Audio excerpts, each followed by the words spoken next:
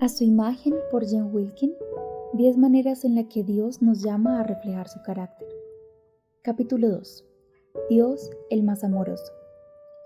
El amor de Dios es mucho más grande de lo que se puede decir o describir. Va más allá de la estrella más alta y llega hasta el infierno más bajo. Frederick Lehman, 1917. Es difícil hablar sobre el amor de Dios. Si hay un atributo de Dios con el que hay mucha confusión, es este. Parte de la confusión es lingüística. En nuestra lengua nativa usamos amor o amar de forma general e indiscriminada. Yo amo a mi esposo. También amo las comidas fritas. Tenemos que ser un poco más específicos con nuestras palabras para marcar la diferencia entre un tipo de amor y el otro. Pero otra parte de la confusión es cultural. Nuestra cultura ama el amor. Bueno, al menos el amor romántico.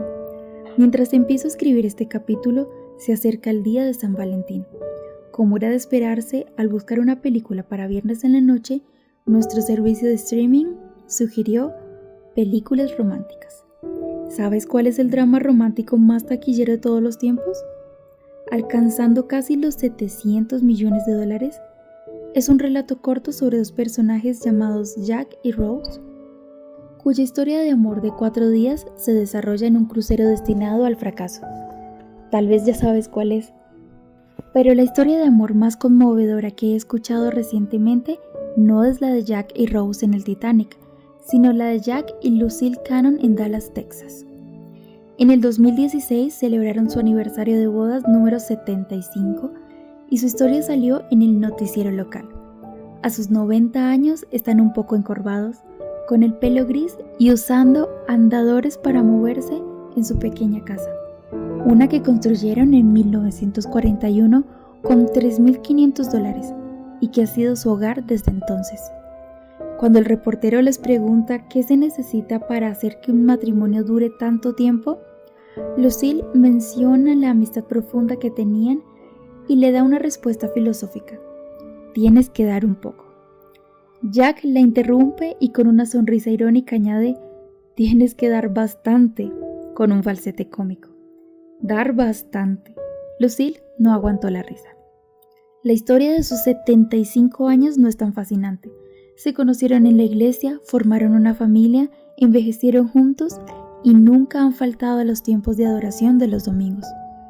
La entrevista la vio solo una pequeña parte de los millones que han visto el Titanic y no ganará ni un solo premio. Pero es un tesoro. Aunque en el cine lo que vende es el amor romántico tempestuoso, la realidad es que el amor firme y abnegado que perdura ante la prueba del tiempo es una perla de gran valor. El amor en 4 palabras. De todos sus atributos, el amor de Dios es tal vez el más difícil de concebir cuando tenemos tantas versiones humanas del amor, las cuales son infinitamente inferiores y moldean nuestra manera de pensar. El amor humano, aún en sus mejores momentos, solo puede ser un susurro del amor puro y santo de Dios. Y aunque podemos apreciar el amor entre amigos o entre familiares, tendemos a darle el mayor valor al amor romántico. El gran éxito del Titanic testifica sobre la forma en la que nuestra cultura adora el romance. Vivir una vida sin amigos o sin familia puede soportarse, pero vivir la vida sin un amante, inconcebible. Nuestra adoración al romance ha comenzado a definir la forma en la que hablamos de las personas o las cosas. Ha comenzado a ofrecerle alternativas a la uniformidad insulsa del verbo amar. Ahora estamos embelesados, fascinados, obsesionados, enloquecidos o nos derretimos por todo. Desde bebés recién nacidos hasta nuevos sabores de helados. Decir que los amamos es insuficiente, ya que las formas de amor que no son románticas no suelen connotar una emoción tan fuerte. Incluso hay ocasiones en las que hemos integrado nuestra adoración al romance a nuestra adoración a Dios. Por ejemplo, piensa en las letras de canciones famosas que hablan de enamorarse de Jesús. Amazon ofrece varios libros, camisetas y artículos decorativos que animan a los cristianos a enamorarse de Jesús, a abandonarse a sí mismos para tener el romance más grande de su vida. Si Cristo es el novio y la iglesia es su novia, es probable que este lenguaje no esté totalmente fuera de lugar. Presenta nuestra relación con Cristo no nos hacen pensar en el romance de Jack y Rose, sino en el compromiso firme de Jack y Lucille. Podría decirse que necesitamos unas cuantas palabras más en nuestro idioma para describir el amor. Pero este no es el caso del lenguaje en el que se escribió la Biblia. El griego de la época de Jesús, que también es el idioma del Nuevo Testamento, distingue 4 tipos de amor y usa una palabra específica para cada uno. Conocer estos términos nos ayuda a entender cómo se describe el amor de Dios en la Biblia y puede ayudarnos a aclarar parte de la neblina cultural que se ha posado alrededor de nuestras propias ideas del amor. Eros es la palabra que se usa para describir el amor romántico. Filia es la palabra que se usa para describir el amor entre hermanos y amigos. Storge es la palabra que se usa para describir el amor de un padre por su hijo. Agape es la palabra que se usa para describir el amor de Dios. ¿Cómo se usan estos términos en la Biblia? La palabra filia se usa 54 veces en el Nuevo Testamento, ya sea como sustantivo o como verbo. Storge y eros no aparecen en absoluto. La palabra ágape es la que más aparece en toda la Biblia, 259 veces. ¿Cómo trasciende el ágape? Mientras que nuestra noción común del amor es que es una emoción que se experimenta, ágape es un acto de la voluntad, una actitud inteligente y decidida de estima y devoción, una actitud abnegada, intencional y que se dirige al otro, que desea hacerle bien al ser amado. En otras palabras, el ágape no tiene que ver con emociones, sino con acciones. La Biblia describe 259 veces un amor que actúa. Ágape es la palabra que usa el apóstol Pablo para describir la razón por la que Dios envió al Hijo. Pero Dios demuestra su amor por nosotros en esto, en que cuando todavía éramos pecadores, Cristo murió por nosotros. Romanos 5:8. Ágape es la palabra que usa Jesús para instruir a sus discípulos en cuanto a los que los odian. Ustedes, por el contrario, ágape a sus enemigos. Háganles el bien y denles prestado sin esperar nada a cambio.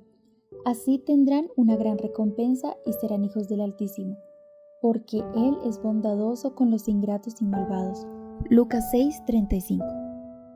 El alcance y la naturaleza del ágape no dan lugar a dudas. El ágape es lo que describe en 1 Corintios 13, 4-5, el pasaje tan conocido que se lee en bodas. El ágape es paciente, es bondadoso. El ágape no es envidioso, ni jactancioso, ni orgulloso. No se comporta con rudeza, no es egoísta, no se enoja fácilmente, no guarda rencor. El ágape no se deleita en la maldad, sino que se regocija con la verdad. Todo lo disculpa, todo lo cree, todo lo espera, todo lo soporta. El ágape jamás se extingue. Lo que hace que este pasaje sea hermoso para una boda es la forma en la que reta a la pareja a ir más allá del simple eros, o incluso del filia, y a que entre ellos se exprese la misma clase de amor que Dios les mostró. El ágape incondicional, abnegado, activo, sacrificial, incansable, interminable. Más Jack y Lucille, menos Jack y Rose. Pero sabemos que este amor no se puede practicar sin el poder sobrenatural del Espíritu Santo, ya que es Dios quien lo genera y lo habilita. El ágape no está atado a los límites que tienen las formas terrenales del amor. El amor terrenal, ya sea eros, filia o storge, siempre estará limitado en su capacidad por al menos 3 razones. Primero, el amor terrenal se basa en la necesidad.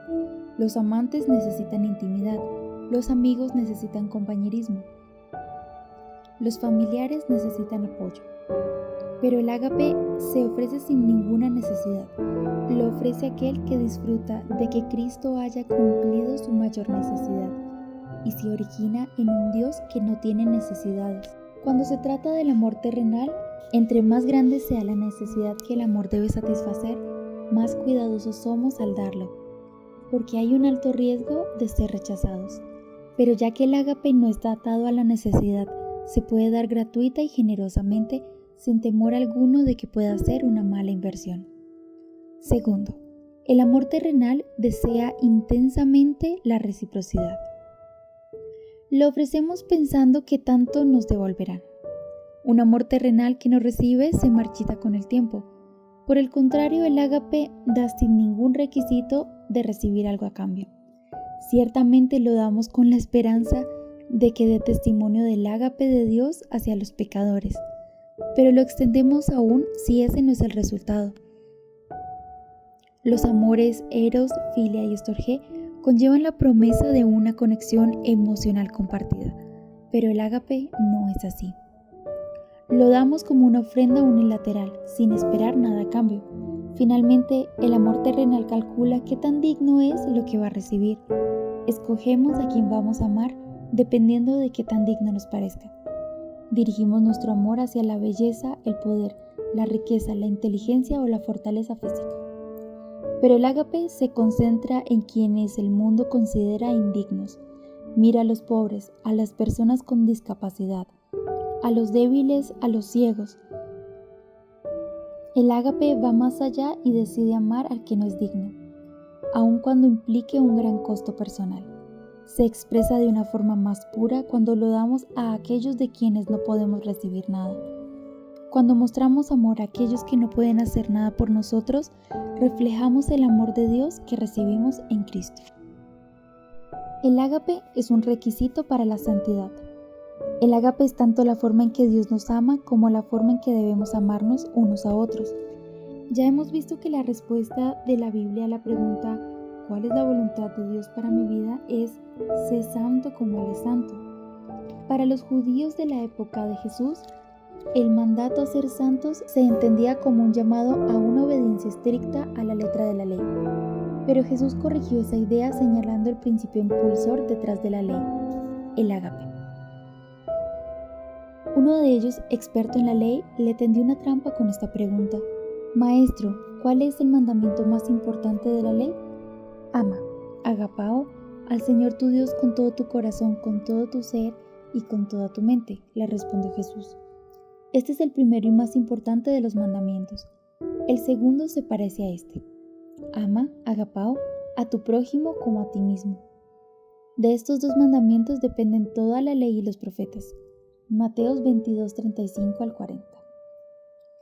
Este pasaje se conoce como el gran mandamiento por el cual se deben entender todos los demás. Me encanta la forma en que la traducción King James de la Biblia al inglés expresa el último versículo. Dice algo así: de estos dos mandamientos cuelgan toda la ley y los profetas. Me hace pensar en los tubos donde cuelgo la ropa de mi armario. Hace poco un problema de plomería hizo que el armario se inundara. Todo lo que estaba colgado apropiadamente en los dos tubos quedó intacto, pero todo lo que estaba en el piso se arruinó. De acuerdo con Jesús, todo llamado a obedecer cuelga del mandato fundamental de amar a Dios y a otros. Cualquier tipo de rectitud que no esté colgada firmemente en el amor termina siendo inmundicia y trapos, así como las prendas que se arruinaron en el suelo de mi armario inundado. Si me abstengo de asesinar, pero no lo hago por amor a Dios y a otros, no he practicado la verdadera santidad. Si me abstengo de calumniar o codiciar, pero no lo hago por amor a Dios y a otros, todavía estoy pecando. O como hemos escuchado que se dice en las bodas: si hablo en lenguas humanas y angelicales, pero no tengo amor, no soy más que metal que resuena o un platillo que hace ruido. Si tengo el don de profecía y entiendo todos los misterios y poseo todo conocimiento, y si tengo una fe que logra trasladar montañas, pero me falta el amor, no soy nada. Si reparto entre pobres todo lo que poseo, y si entrego mi cuerpo para que lo consuman las llamas, pero no tengo amor, nada gano con eso. 1 Corintios 13, del 1 al 3. Si trato de ser santa sin ágape, no agrego nada. No soy nada, no gano nada. El ágape ordenado correctamente. El apóstol Juan declara que nosotros amamos porque Él nos amó primero. 1 de Juan 4:19. ¿Y a quién amamos? Primero, amamos a Dios. Segundo, amamos a los demás. El gran mandamiento no es dado para mostrarnos cómo ganarnos el favor de Dios, sino para mostrarnos la única respuesta racional del amor que Dios nos ha dado con tanta generosidad. Así como con los 10 mandamientos, el gran mandamiento comienza con la relación vertical y pasa a las relaciones horizontales. Si no amamos a Dios con todo nuestro corazón, alma, mente y fuerzas, nos amaremos a nosotros mismos y a los demás de una forma inadecuada. Amar a Dios correctamente es lo que hace que podamos amar correctamente, tanto a nosotros mismos como a los demás. Cuando consagramos nuestro corazón, alma, mente y fuerzas para amarlo a Él, nos vemos a nosotros mismos correctamente. No hay espacio para el orgullo ni para la autoexaltación, lo cual nos prepara para amar con libertad a nuestro prójimo. Al vernos correctamente como beneficiarios indignos del ágape de Dios, estaremos dispuestos a amar a nuestro prójimo a pesar de cómo sea, porque Dios nos amó primero a pesar de lo que éramos. No esperamos sentir amor, sino que actuaremos en amor, ya sea que lo sintamos o no. El ágape va más allá de nuestros sentimientos. Cuando nos cuesta amar a nuestro prójimo, solemos tratar de remediar el problema esforzándonos más en la tarea. Sin embargo, un problema en nuestro amor por el prójimo siempre apunta a un problema en nuestro amor por Dios. Primero debemos enfocarnos en amar a Dios correctamente. Restaurar la relación vertical es el primer paso para corregir la relación horizontal. Cuando dudo si debo mostrarle ágape a mi esposo porque hirió mis sentimientos o me decepcionó, demuestro que creo que el ágape es algo que se gana. Recordarme a mí misma que el amor de Dios por mí es incondicional y sacrificial me lleva a amar más a Dios y me motiva a extenderle amor a mi esposo gratuitamente, así como lo he recibido gratuitamente de parte de Dios. Puedo amar porque Dios me amó primero. Una relación vertical correcta con Dios corrige la relación horizontal con el prójimo.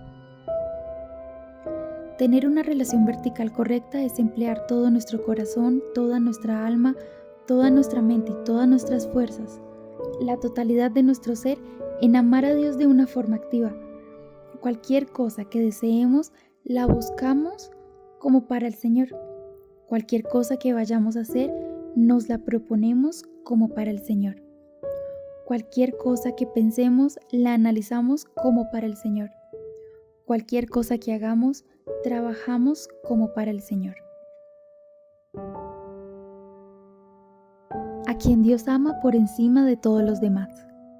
¿Por qué se nos instruye a amar primero a Dios y luego a los demás? Porque este es el orden en que Dios mismo ama. El amor de Dios no comenzó en Génesis 1:1. Su amor es eterno, existía desde antes de la creación y se expresa eternamente dentro de la Trinidad. No requería ningún objeto fuera de la deidad. Nosotros amamos porque Él nos amó primero. Él nos ama habiéndose amado a sí mismo primera y eternamente. En los seres humanos, el amor propio no siempre es algo admirable. Aunque amarnos a nosotros mismos apropiadamente es bueno e incluso necesario para poder amar al prójimo, la Biblia también habla de la categoría negativa de los amantes de sí mismos. Segunda de Timoteo 3:2. Todos hemos conocido personas a quienes llamaríamos narcisistas, que piensan más de sí mismas de lo que deberían, pero es imposible que Dios sea narcisista. Él se ama a sí mismo de una forma irreprochable, siendo el único digno de un amor absoluto. Sería irracional que Dios no se amara a sí mismo. El valor de Dios es infinito, lo que hace que solo Él sea digno de recibir un amor propio infinito, así como la adoración y veneración incondicional de toda la creación. Es imposible que alguien, incluyendo a Dios, ame demasiado a Dios. Pero sí es posible que amemos demasiado el amor de Dios. Esto lo hacemos cuando le damos énfasis a su amor a costa de sus otros atributos. El pecado puede hacer que amemos una versión incorrecta de Dios. Esta es la definición básica de la idolatría, un amor incorrecto.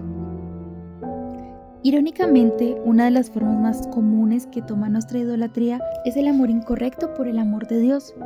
El énfasis excesivo en este amor es evidente incluso en las personas que no son cristianas. Puede que reconozcan muy poco de la Biblia. pero muchos conocen y no tardan en citar algo obvio. Dios es amor. 1 de Juan 4:8. Cuando alguien dice, mi Dios es un Dios de amor, suele implicar la idea de que su amor no le permite actuar con ira o injusticia, o de cualquier otra forma que no encaje con nuestras concepciones humanas del amor.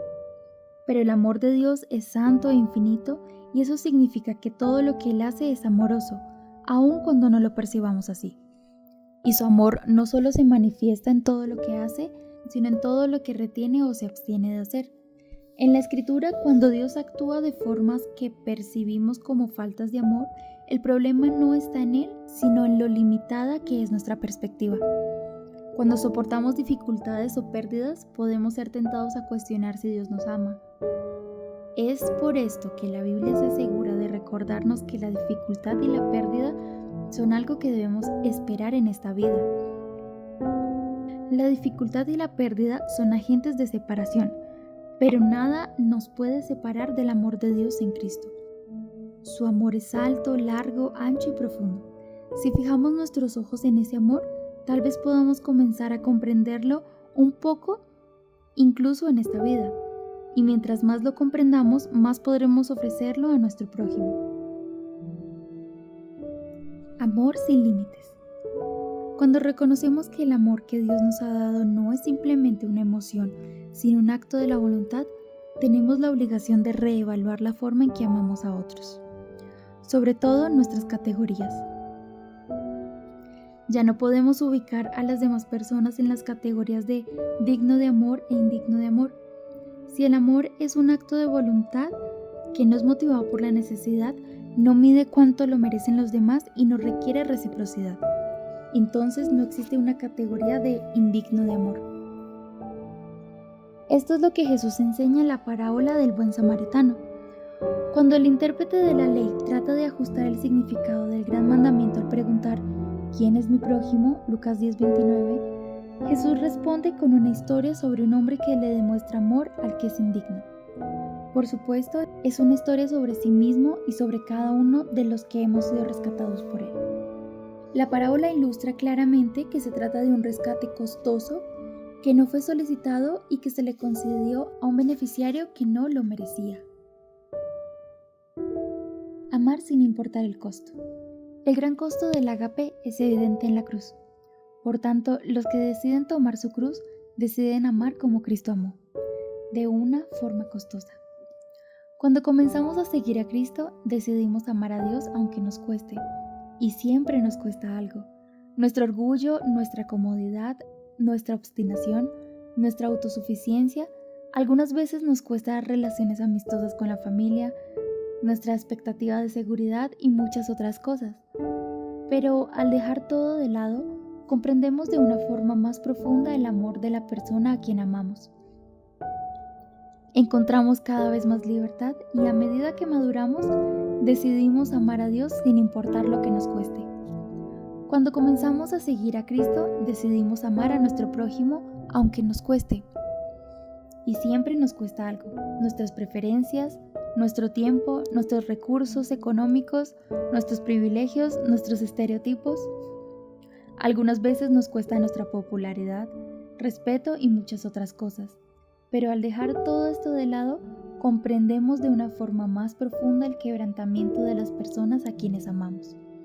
Somos cada vez más empáticos y a medida que maduramos, decidimos amar a nuestro prójimo sin importar lo que nos cueste. Este es el tipo de amor que diferencia a los creyentes del resto del mundo. Es el tipo de amor que hace que la historia de Jack y Lucille sea más fascinante que la historia de Jack y Rose. ¿Cuál es la voluntad de Dios para tu vida? Que ames como has sido amado. Cuando te enfrentes a una decisión, pregúntate, ¿cuál es la opción que me permite crecer en ágape hacia Dios y hacia otros? Y luego decide de acuerdo con su voluntad. Versículos para meditar. Salmos 86:15, Romanos 5:8, Sofonías 3:17, 1 de Juan 4, del 7 al 8, Juan 15:13. Preguntas para reflexionar. ¿Por qué crees que la idea de que Dios es amor es tan popular en el mundo? ¿De qué manera nuestras nociones humanas del amor contaminan la forma en la que entendemos esta frase, incluso como creyentes? Piensa en la persona más amorosa que hayas conocido. ¿De qué manera demostraba su amor? ¿Cuál de los 4 tipos de amor, eros, filia, estorge o ágape, era más evidente en él o ella? ¿A qué persona o a qué tipo de persona tiendes a categorizar como indigna de amor? ¿Qué aspecto de su personalidad o comportamiento lo hace indigno de amor en términos terrenales? ¿Cuál sería el costo que tendrías que pagar para amar a esa persona como Cristo te ha amado? ¿De qué manera debería el deseo de crecer en ágape mejorar nuestra relación con Dios? ¿Cómo debería mejorar nuestras relaciones con otros? Da un ejemplo específico en cada pregunta. Oración. Escribe una oración pidiendo a Dios que te muestre en qué aspectos lo has amado de forma incondicional. Pídele que te muestre a quien has visto equivocadamente como indigno de amor. Pídele que te dé oportunidades claras de mostrar un amor costoso hacia otros.